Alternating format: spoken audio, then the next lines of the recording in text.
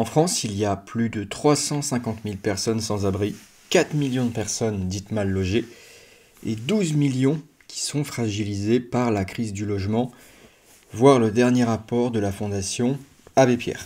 Bonjour à tous, aujourd'hui on va parler un petit peu d'effets pervers et on va lier tout ça à la crise du logement. On va voir pourquoi est-ce que l'État ne fait que produire des effets pervers, c'est-à-dire des effets qui étaient à la base non désirés et donc inattendus, des effets qu'on va produire par le simple fait qu'on intervient arbitrairement et qui vont en fait aggraver le problème qu'on était censé résoudre. Et oui, et c'est toujours la même chose, c'est même absolument inévitable. On va voir ça ensemble. Je vais donc lire mon texte et commenter au fur et à mesure pour vous faire comprendre tout ça. Allez, c'est parti. Dans le même temps, donc dans le même temps que tout ce que j'ai dit avant, ces chiffres accablants, l'État fait la guerre au logement qui ne correspondent pas à son agenda vert, rouge. Agenda qui évidemment servira les élites, qui servira les puissants, leur position, leurs privilèges, et qui garantira leur nécessité, le fait que les gens les réclament toujours plus, dans le corps social. C'est juste pour se solidifier, c'est juste pour aller beaucoup plus loin, encore une fois, dans la capture de leur parc humain. N'allez pas croire, je pense qu'ici les choses sont claires, mais que ces gens font quoi que ce soit pour vous, que ces gens se soucient de votre bien-être ou de votre niveau de vie ou que sais-je. Non. Ce qui est intéressant pour un État, ce qui est même nécessaire, c'est le contrôle de la propriété privée, le contrôle du parc humain. Il faut absolument surveiller les gens qui constituent un territoire, qui évoluent sur un territoire.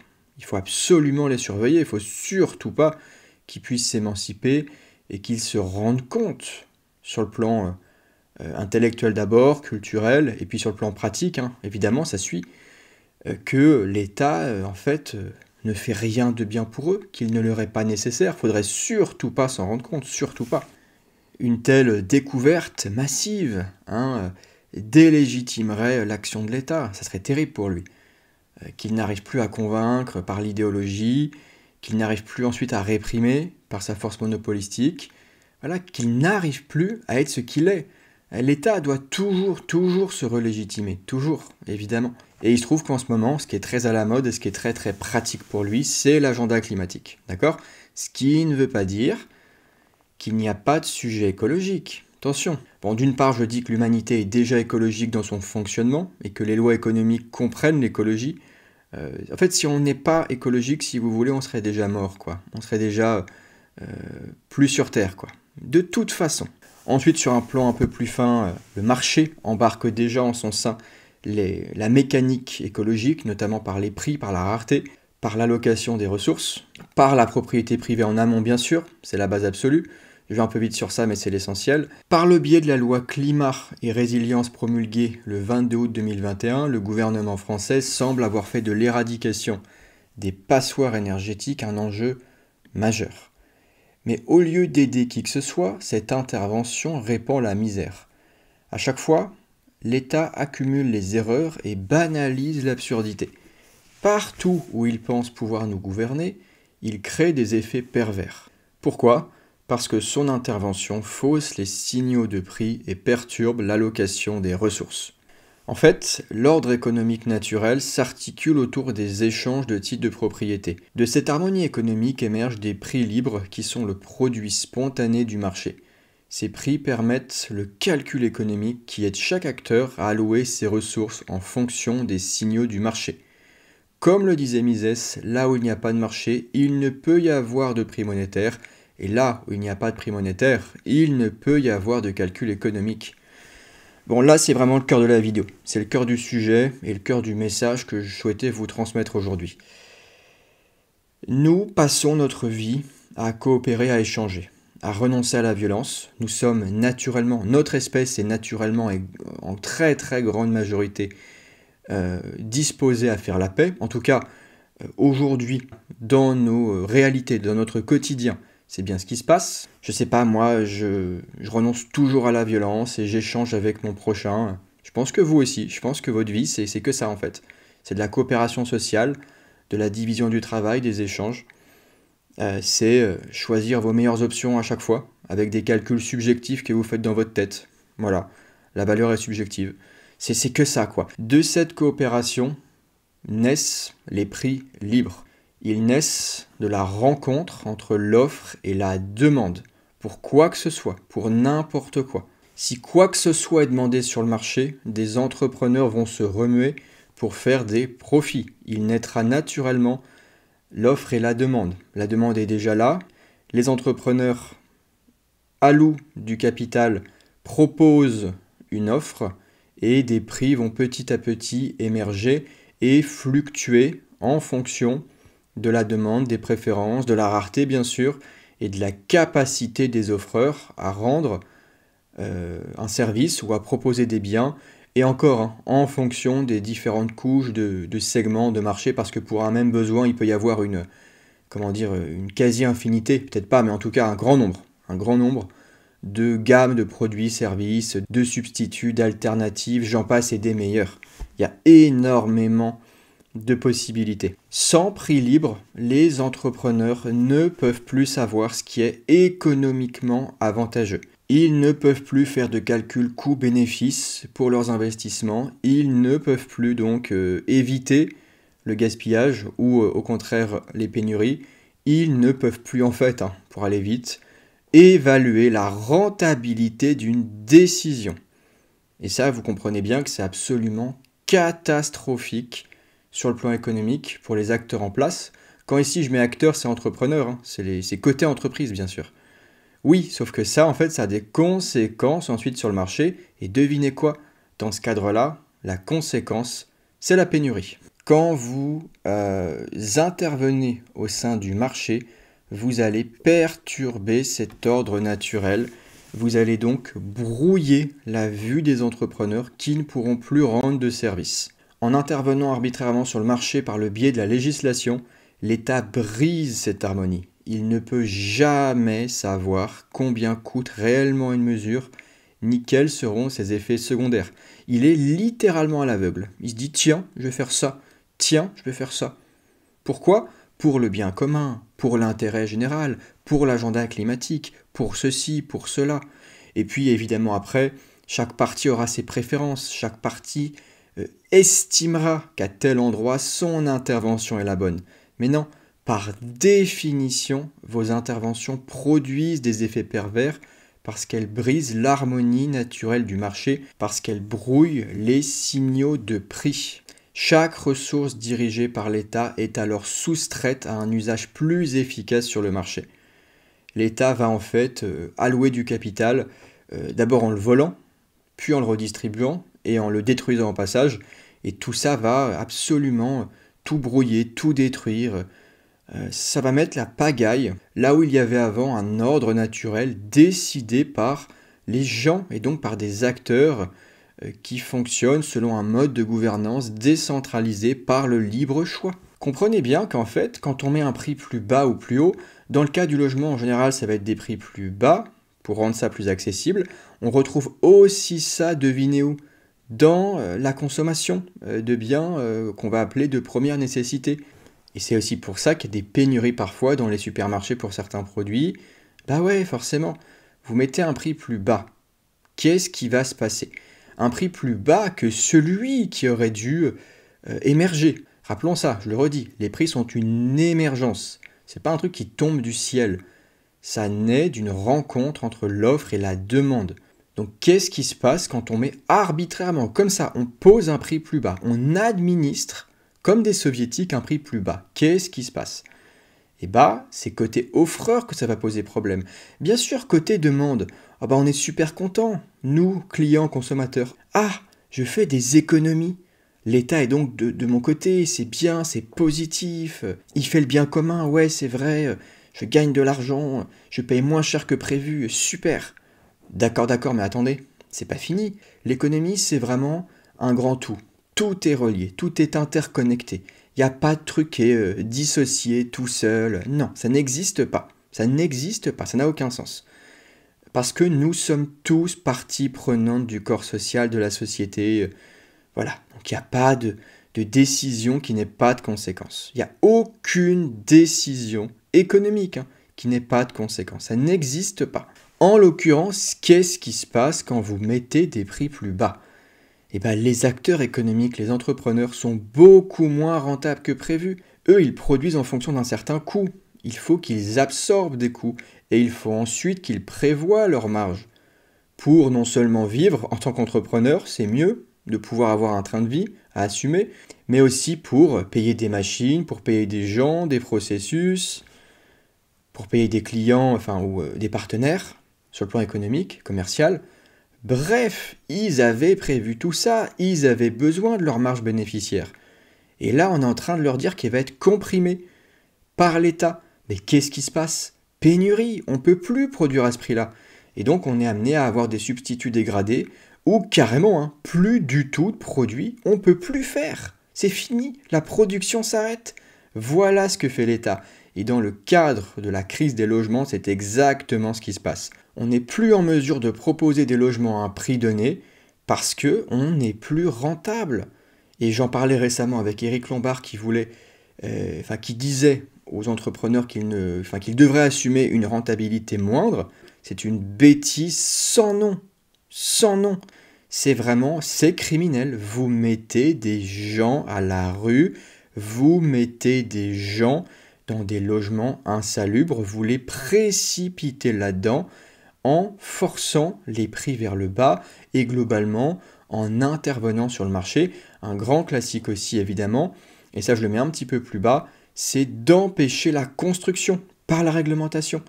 Vous êtes en train de précipiter la précarité au lieu de l'éradiquer. Par la suite, ces diverses interventions créent un problème nécessitant de nouvelles interventions, menant à une spirale infernale d'interventions réduisant toujours plus le champ de la propriété privée. Et c'est là vraiment qu'on a ces effets pervers, quoi. Et c'est vraiment une boucle. Ça recommence, ça ne s'arrête jamais. Parce que l'État se relégitime toujours, et c'est ce que je mets ensuite. La mécanique est d'autant plus perverse qu'elle permet à la classe dominante de se relégitimer tout en profitant de l'inculture et de l'apathie des masses trop occupées à boucler leur fin de mois et à réclamer davantage d'État. Donc là, je précise bien qu'il y a deux choses, il y a sûrement plus de choses, mais je vais un peu vite, vous savez, ces mots sont faits rapidement et pour passer des principes, pas pour vous perdre, et voilà, il faut aller un peu vite aussi pour les besoins de YouTube, et pour les besoins de ceux qui veulent aller plus loin, il y a l'académie, d'accord, lien en description, où je passe des vidéos, des podcasts plutôt, plus poussés, plus fins pour aller plus loin. Et puis il y a aussi mon cours 6 leçons, d'accord, pour vraiment ceux qui veulent se faire une vraie culture économique et pas en rester entre guillemets à la surface. D'accord, je crée des contenus adaptés à chaque public. Il y a un public qui est gratuit, qui est ici, qui passe, qui va un peu vite, qui navigue. Et ceux d'entre vous les plus aptes à aller plus loin iront plus loin à mes côtés. Tout est en description et en premier commentaire épinglé. Donc vraiment, cette mécanique de l'intervention, elle est d'autant plus perverse parce qu'elle permet à la classe dominante de se relégitimer en se basant sur une population qui n'y connaît rien et qui en plus est enfermée dans une préférence temporelle élevée pour le présent et qui n'a pas vraiment le temps de penser à ces questions intellectuelles, à ces lois économiques, à ces effets pervers. Ça fait beaucoup de choses qui font qu'en fait à la fin, les gens continuent de réclamer de l'État et ne voient toujours pas le problème. Et ça c'est renforcé par le fait, en plus j'aurais pu le mettre aussi, que la culture dominante à ce sujet, elle est étatiste, elle est keynésienne. C'est la relance, c'est l'État qui doit aider, c'est les grands plans d'investissement, c'est toujours compter sur davantage de consommation, c'est toujours compter sur davantage de subventions, d'aides publiques pour stimuler une demande. Mais les keynésiens ne veulent pas voir ou ne veulent pas comprendre ou n'ont pas vu, pour certains peut-être sincèrement, que ce qu'il faut, c'est laisser faire, c'est permettre aux offreurs, aux entrepreneurs de combler les désirs de la population. En l'occurrence, un désir et même un besoin profond. Là, c'est vraiment d'ailleurs de l'ordre de la pyramide de Maslow, quoi. C'est se loger, quoi. Là, on est sur du logement. Et donc, vous ne permettez pas aux entrepreneurs ou aux propriétaires ici, on va dire aussi surtout, de faire ce qu'il faut. Vous ne permettez pas non plus de construire, ce qui est un gros sujet également, bien sûr.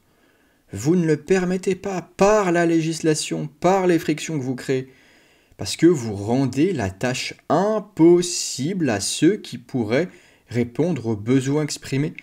Vous ne les laissez plus être rentables. Et par extension encore, c'est aussi côté investisseur que ça va bloquer. Vous faites en sorte que les investissements en gros ne soient plus intéressants. Bah ouais, le marché est complètement périclité, il est paralysé, il est rendu incertain.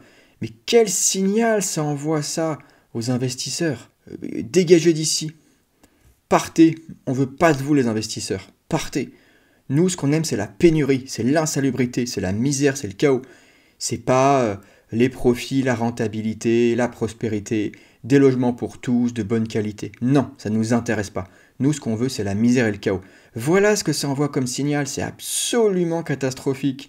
Et donc, je l'ai dit dans le cas présent, l'État interdit l'allocation de logements qui ne passent pas le tamis de ses exigences énergétiques et la construction de nouveaux logements est également entravée par la réglementation folle. Ce faisant, l'offre de logements disponibles diminue mécaniquement. Or, et là c'est encore un effet pervers en plus, selon la loi de l'offre et de la demande, une diminution de l'offre entraîne une augmentation du prix, une hausse du prix. Donc je parlais avant des prix placés artificiellement bas, mais il y a aussi le cas tout simplement du prix qui va monter du fait de la rareté des biens disponibles. Et donc ici on se rend compte qu'en fait, au lieu de rendre le logement plus accessible, cette réglementation, enfin en fait cet ensemble de réglementations, c'est pas une, c'est un panel d'interventions qui vont aggraver la crise déjà induite par l'État et précipiter davantage de personnes dans la précarité. Si vous rendez un bien toujours plus rare, bah en général oui, il va être toujours plus cher, désolé. Et sur ça, c'est vraiment fantastique, encore une fois, l'obscurantisme. Et ces gens ne voient pas le mal qu'ils font. Et quand je vois à gauche, pareil, cet obscurantisme qui règne toujours. C'est dingue de pas voir ça, quoi. Ces lois économiques de base, encore une fois. Si vous rendez un bien toujours plus rare, oui, les prix montent. Désolé, mécaniquement. Mécaniquement, il y a une demande qui explose pour les offreurs. Et donc les gens sont prêts à payer toujours plus cher pour se loger, oui, désolé. Et donc mécaniquement, les prix vont monter partout, oui, désolé. Il y a un truc de l'ordre, alors de l'obscurantisme, du déni, de la peur, mais il y a aussi un truc de l'ordre de l'enfance de la pensée à gauche. Je veux des prix bas et je veux en même temps des lois partout. Je veux des logements pour tous, mais en même temps, je veux un panel de lois pour le climat, pour les pauvres, pour ceci, pour cela. Non, ça marche pas comme ça. Ça marche pas comme ça, les lois économiques. Vous êtes en train en permanence de violer l'ordre naturel des choses et vous vous plaignez plus tard qu'il y ait des frictions partout, qu'il y ait de la précarité, qu'il y ait de la pauvreté. Bah ouais, vous arrêtez pas d'intervenir. Vous produisez en permanence des effets négatifs dont vous vous plaindrez plus tard, quoi. Enfin, c'est insupportable d'obscurantisme et de bêtises. C'est vraiment l'enfance de la pensée, quoi.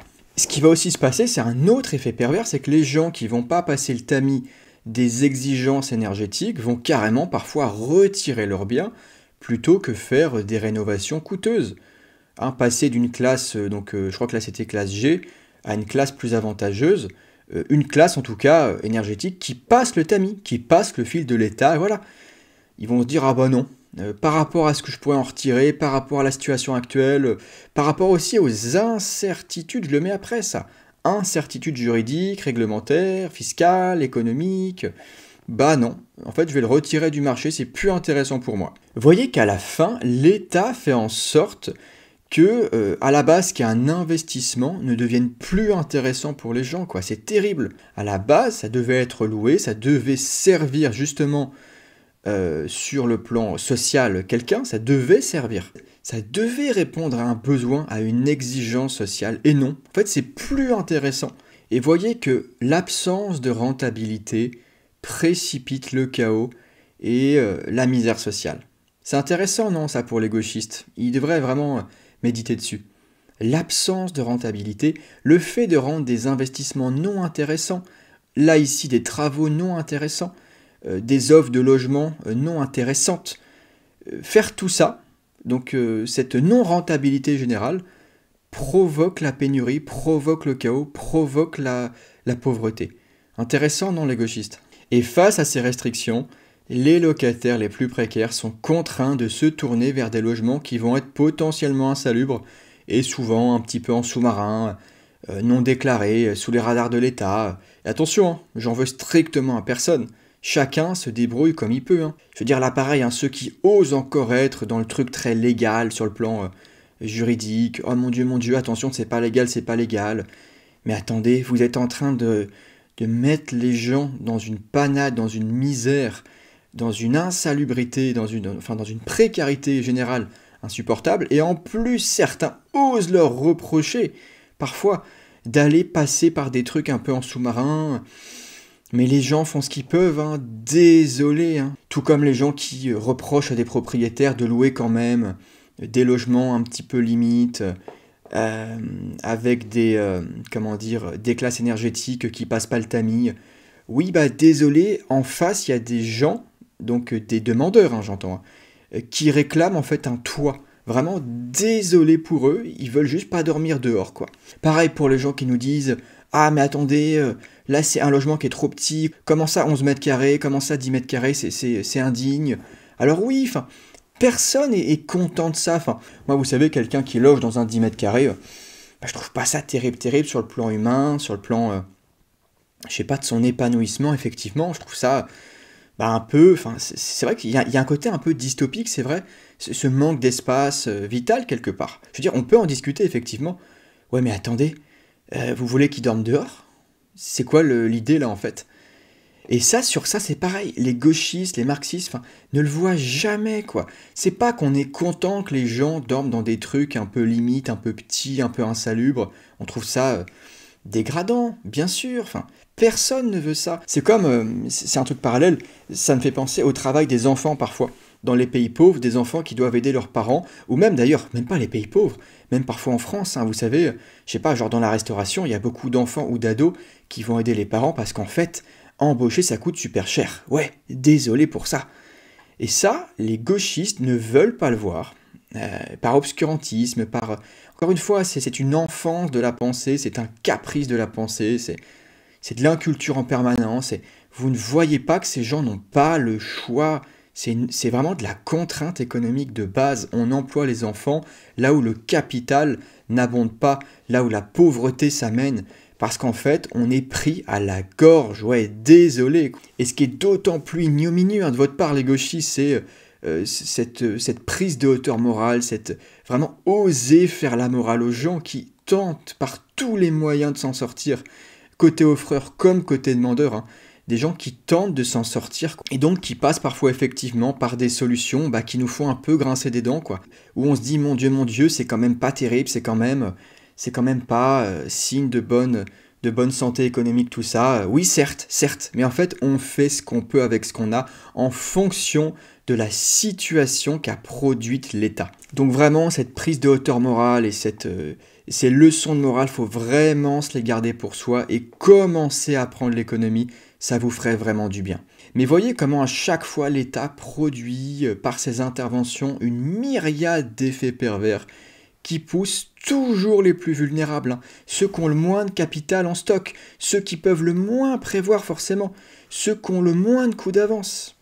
Le capital, c'est des coups d'avance, c'est de la projection, vous voyez toujours ça comme ça. C'est l'occasion d'aller me protéger davantage, c'est l'occasion de viser plus loin pour demain. Et voyez comme à chaque fois, l'État pousse ceux qui ont le moins de coups d'avance, qui ont un matelas plus fin, un matelas de sécurité plus fin, voyez comme il les pousse dans des situations absolument insupportables. Voilà ce que fait l'État.